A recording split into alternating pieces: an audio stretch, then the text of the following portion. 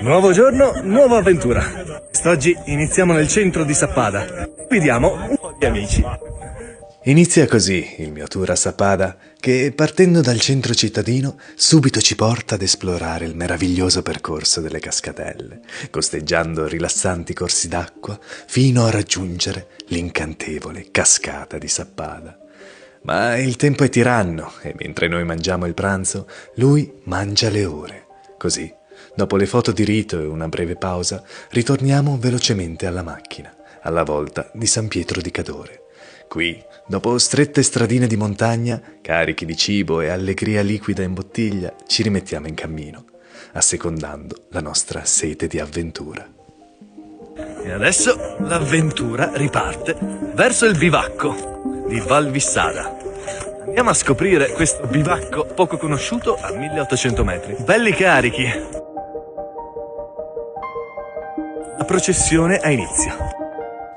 E mentre camminiamo con i nostri pensieri, il sentiero ci porta subito ad esplorare rilassanti strade forestali e tracciati via via più avventurosi e pendenti. Le montagne incuriosite ci sorridono e sfidano i nostri pesanti carichi, offrendoci però viste magnifiche come ricompense. 5 minuti e spiana, no? Non spiana mai, non spiana mai.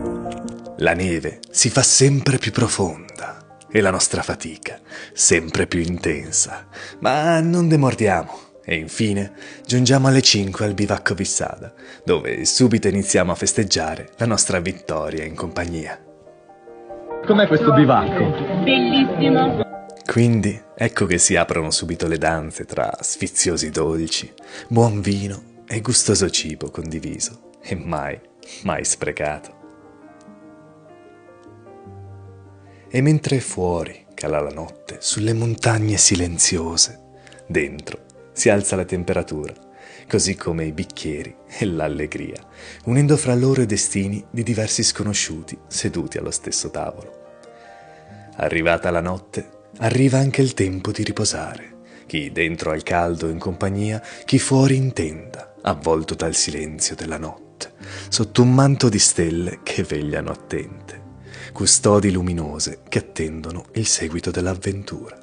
Ma questa è un'altra storia che ti racconto nel prossimo video, se vorrai seguirmi.